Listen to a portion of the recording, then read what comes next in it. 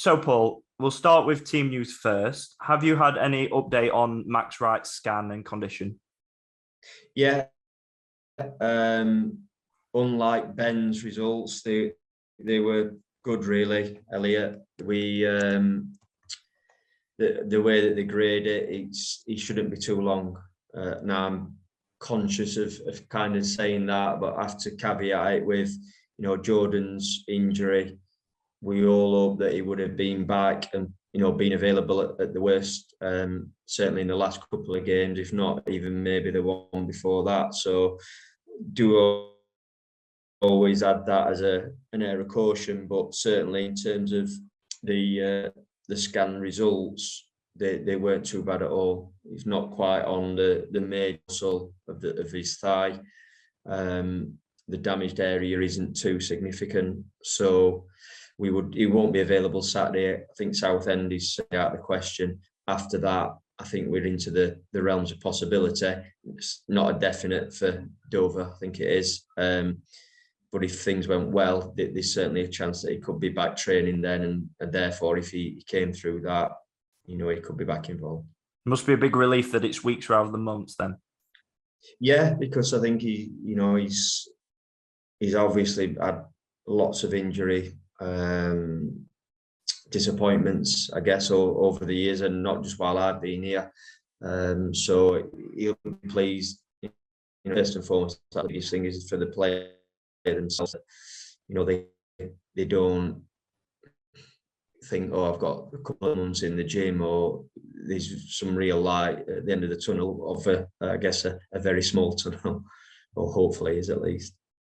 Yeah, and with Max, obviously, we spoke a little bit, or you spoke a little bit about it with John after the match on Tuesday. With his contract up, without trying to sound cruel, because as you said, no player wants to be injured or wants to be unavailable. Is there a sense that the opportunities for him to prove his reliability and fitness for next season starting to run out a little bit?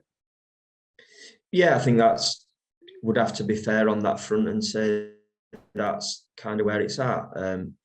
This period is, although he hasn't, started the games, we have had him out on the training pitch for a better period at least. But then, I think he was so, like I said, from coming on at Notts County, which wasn't for that long in reality, and although it wasn't the same kind of muscle area that he was complaining a bit about, he then suffered it obviously in a different site right at the start of training. He'd done his warm-up, but in terms of the football stuff, it happened very quickly, so that was a disappointment. But fingers crossed now.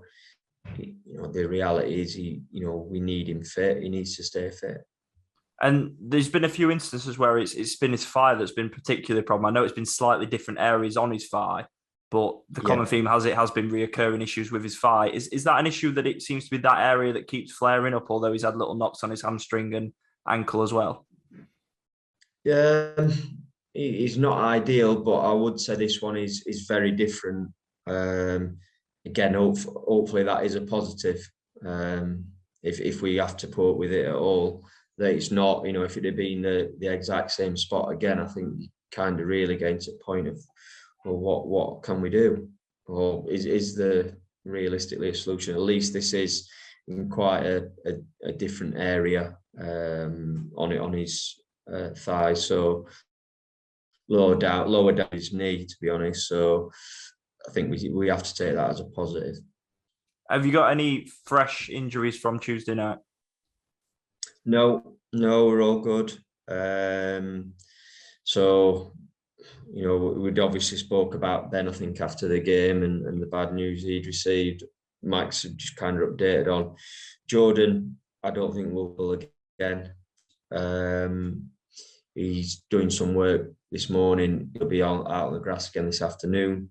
But it would take a significant, vast improvement, I would use the word, to give him any chance of being fit for Saturday. I think there has been a movement, but not enough yet to think that he could be involved and certainly hope so for the Southend game.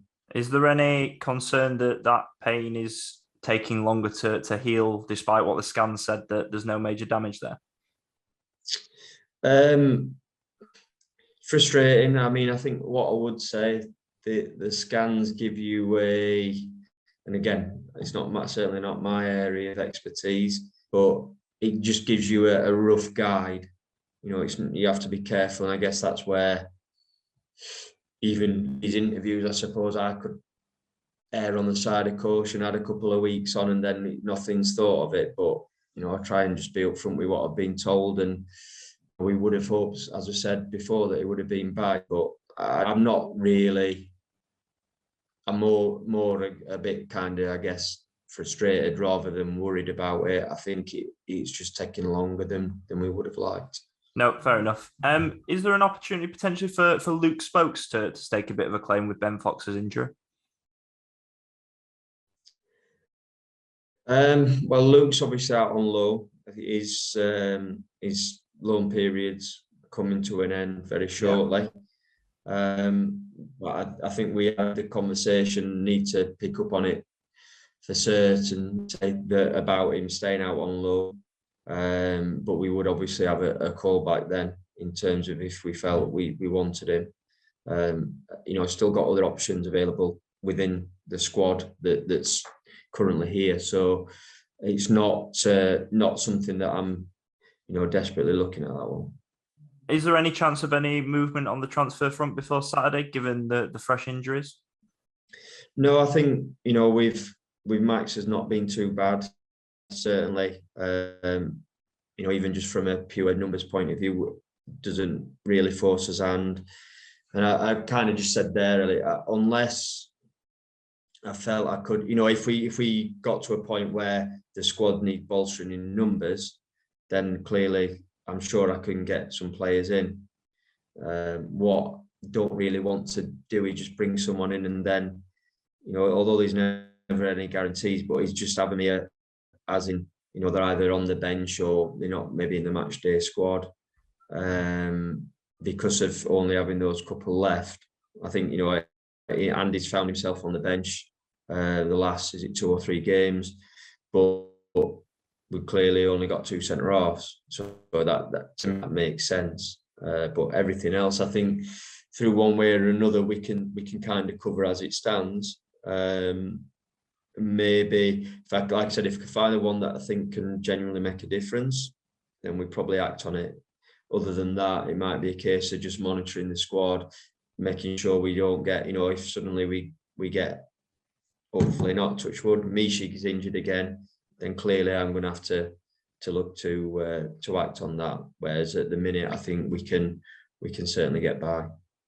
Yep, fair enough. Aldershot coming up on Saturday. They've pulled away from the bottom of the table a little bit and into mid-table since you last played them. What have you made of their recent run since you last played them? I think we perhaps helped spark that initial improvement of results, certainly. And, I don't think probably overall that you would have put them down in the position that they were. I think they probably are better than that, in fairness to them. So they've been pleased because, as we're fully aware, when you're on a bad run, it can be difficult to get out of it, and suddenly you don't look as good a team as what you can do. So, that's what I would say with them. I don't think they were ever quite in truth in that position overall as a team, but they've certainly had a better run of it. Watched the games recently, certainly the last one against Barnet, they had a difficult start, made a couple of substitutions within the first half, which I think after that they were greatly improved.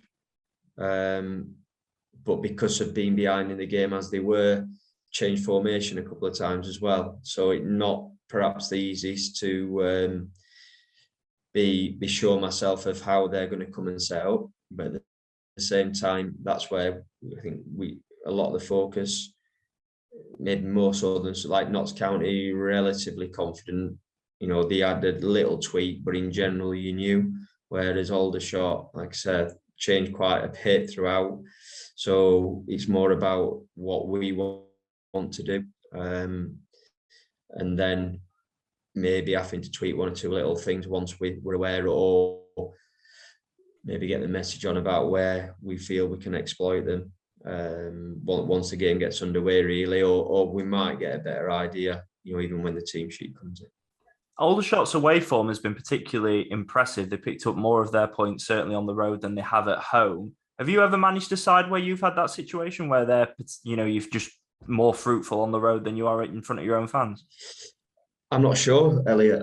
I'm not a massive one for things like that. Obviously, occasionally you have something that stands out in your mind, but I can't really recall that. I think we've probably been involved in teams where it's not been too different, I would suggest. Whether it's been absolutely better, I guess we'll both get someone, someone will come up with a stat and tell me different. But I did notice that last night when I was looking at a few things.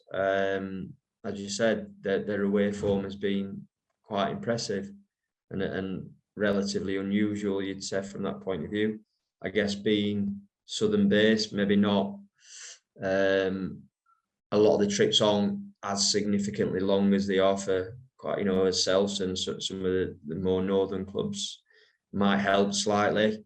But yeah, we were aware of it, and we want to make sure that they're not adding to that on Saturday afternoon. Is there an added pressure to get the 3 points this weekend after Tuesday night's frustrating draw? I think I mentioned that after the game the other night. And certainly on Tuesday evening, when you got that emotion still very raw and attached, it certainly felt that way. And I think to a degree, it has to be. We want to win as home games, whether we're playing, top of the league, bottom of the league, or something in between. So there's kind of that pressure there anyway. But what I would say, I spoke about if we could win the game, getting 7 points from the last three. Now that's where we currently sit anyway, in terms of the last three games we've played. So, if we take something from the game, it's not the worst. We're trying to build an unbeaten run. Can we get on an extended run if possible? But at the same time, because, again, the league position, the teams above us, and again, it's a weekend when the trophy action takes place, we have got that opportunity. And, we want to try and take advantage of that, of course. And when you've just drawn a game as you did, is that, maybe added desire, I guess, to go out next time and get the 3 points. Danny Amos has started 4 of the last 5 games since he came into the club. How impressed have you been with his start to his career at Blundell Park? I think he's done well in terms of how he's settled in on the pitch. I think at times he's done well, and there's other times I think there's things he can improve on. I think there's probably, not making excuses for anyone, but if you looked at how much football he'd played, I think I've been impressed on that side. He hasn't really struggled to get through the 90 minutes. I think he can handle the ball. He'll hold his hand up himself and say his balls in the box could improve, certainly from at times. But what I would say is he's often up the pitch to get in those positions. Now, if you keep doing that, then you're probably you're more on the ball. Therefore, you can have more success. You can also have more failure as such. But I do think he has got a good left foot, and I think that's something that he himself will be looking to improve on, because overall I think he's come in. He's never easy. I think he's come in and done pretty well for us. Is that something from a coaching point of view that's better in your eyes when you've got a player that's at least picking up the right positions, and perhaps with a bit of coaching you can see how you can develop that area rather than someone that's not naturally taking up those positions? A little bit, I think, certainly in terms of the willingness to get there. It's always that debate. Sometimes people say it's better to be creating chances and missing them than not creating at all. And I sometimes think, Yeah, on face of it, I get that. Then sometimes you think, well, we know we can create, so when we do create, we'll take those opportunities. But I think in Danny's case, I'm not sure it's even coaching. It's more you kind of technical work now. Yeah, part of coaching involves technical, but I think Danny knows what he's got to do. And I know he's capable of it. I could go out there on the training pitch and say, right, miss that first mannequin out and put another marker out and say somewhere in between there, and guaranteed he'd do 9 out of 10. But the difference is doing it when it's in, on a game day, when there's not the crowd or the crowd's in, the games to and fro, you've been maybe overlapping, then you've been recovering, then you're defending the corner, free kick, doing some 1v1 defending. It's very different, but it is, like I said, something that I'm sure he'll want to improve on, because again, I would be asking him to do anything that he's not capable of. I think he's got a good left foot. I think he's shown some of that with his passing, bits of his crossing. The free kick at Notts County, he picked Luke Waterfall out. That was on a purpose at the back post, albeit that's a stationary ball. But he's got it in his locker. That's what I would say. So yeah, we'll keep, I guess, hoping, asking, demanding, however we phrase it up, to improve on that delivery.